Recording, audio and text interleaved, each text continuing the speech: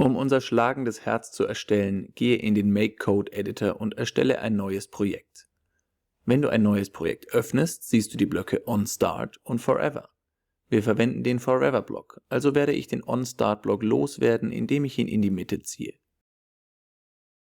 Suche in Basic das Herzsymbol und dann füge einen Pause-Block hinzu. Dieser lässt den Microbit warten, bis er seine nächste Anweisung ausführt. Wir wollen, dass er eine halbe Sekunde wartet, bevor er das nächste Herzbild anzeigt, also ändere ich hier 100 in 500 Millisekunden. Danach soll das kleine eingebaute Herzsymbol angezeigt werden. Dann füge ich einen weiteren Pauseblock hinzu, damit die Schleife eine weitere halbe Sekunde pausiert, bevor sie wiederholt wird. Diese Art von Schleife wird als Endlosschleife bezeichnet. Schleifen sind beim Programmieren sehr nützlich, weil sie es ermöglichen, mit wenig Code viel zu erreichen.